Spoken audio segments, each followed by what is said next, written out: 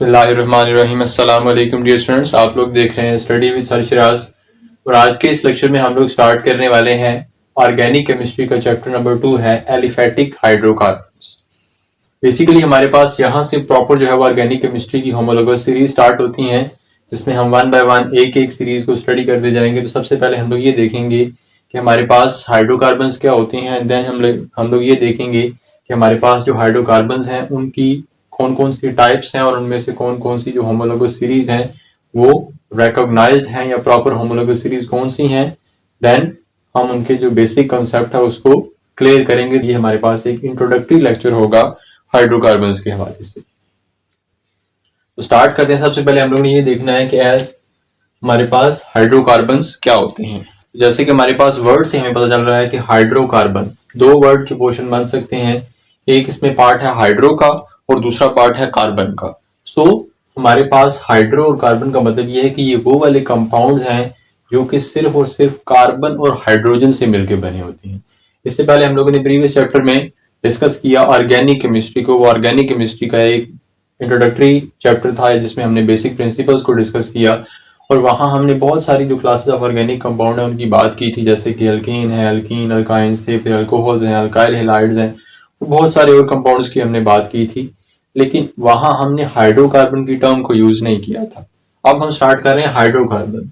So hydrocarbon are the compounds of carbon and hydrogen. जैसे मैंने पहले एक्सप्लेन किया कि these are those compounds which are only composed of carbon and hydrogen. मतलब ये है कि इनका मॉलिक्यूल कितना भी बड़ा क्यों ना हो, उसमें कार्बन और हाइड्रोजन के अलावा कोई और एलिमेंट नहीं पाया जाता।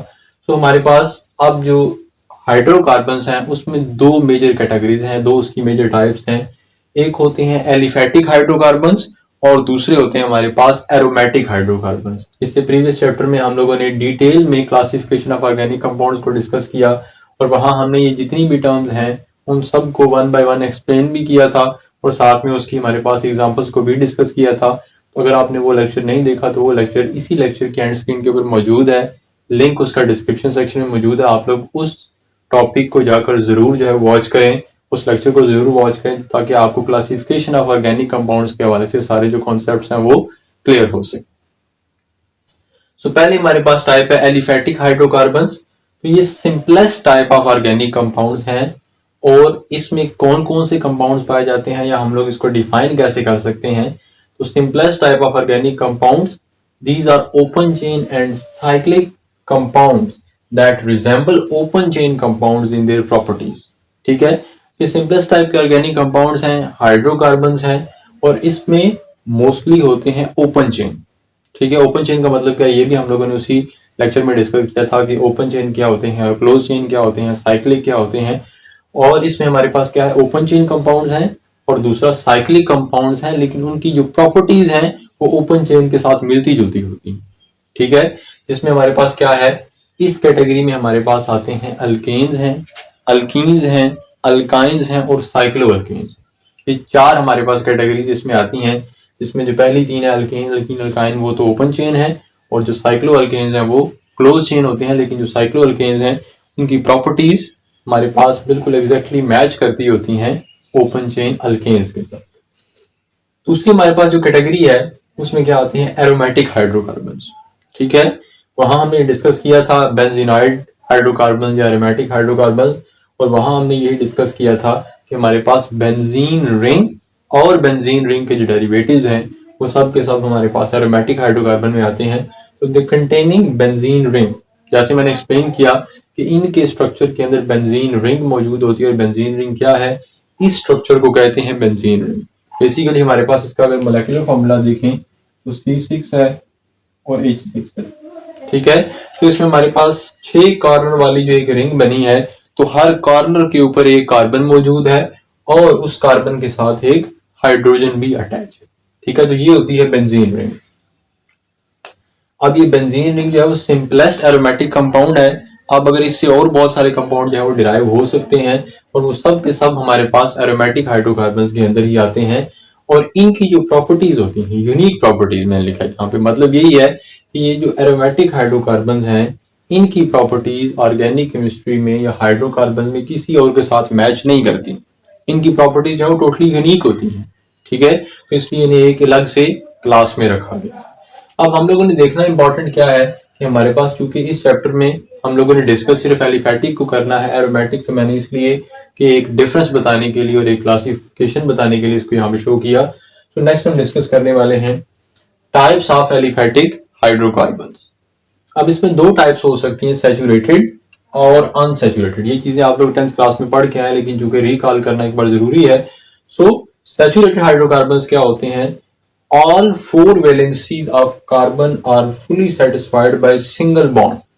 ठीक है, सैचुरेटेड का मतलब होता है, ये वर्ड वैसे भी यूज किया जाता है इंग्लिश में या कहीं भी। सैचुरेट का या सैचुरेटेड का मतलब क्या होता है?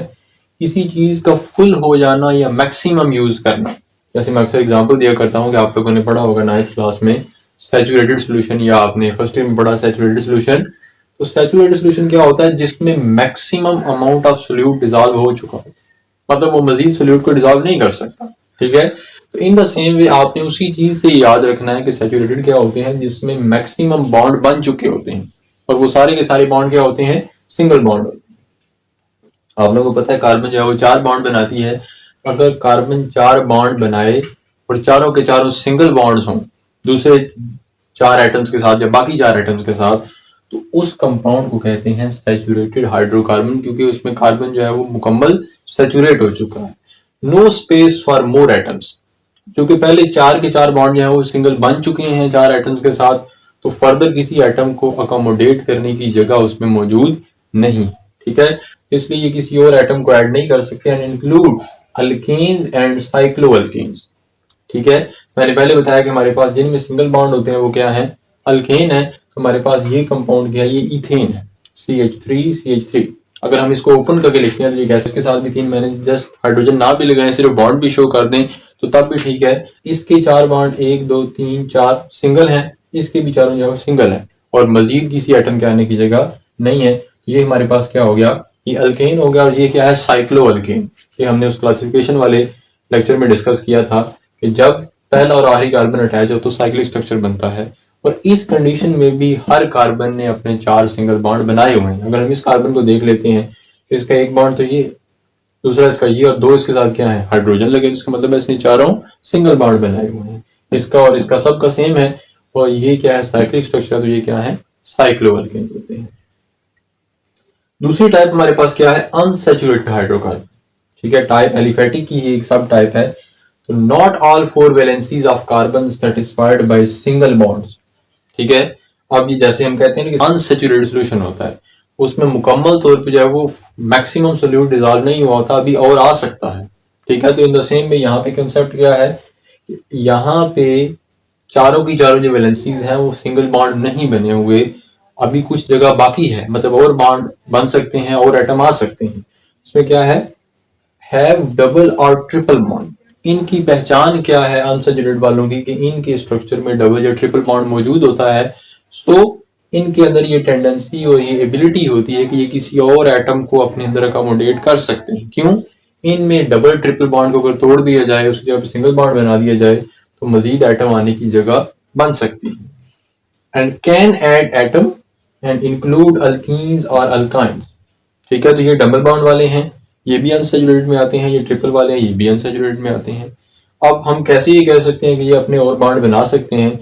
अब चूंकि यहाँ पे अगर इस कार्बन को हम देखते हैं तो इस कार्बन ने 2 बॉन्ड तो यहाँ हाइड्रोजन के साथ बनाए हुए हैं, और 2 बॉन्ड ये जो अगली कार्बन एटम है इसके साथ बनाए हुए हैं।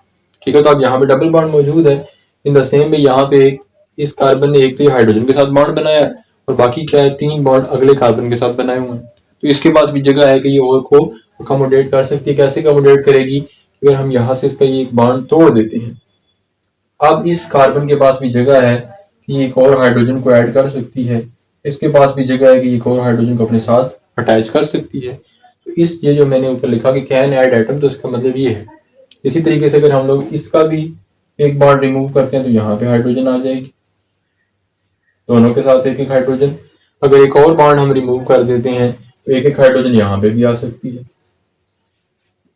लेकिन अब इसके बाद मजीद हाइड्रोजन आने की जगह नहीं, क्योंकि अब ये सैचुरेटेड बन चुका है।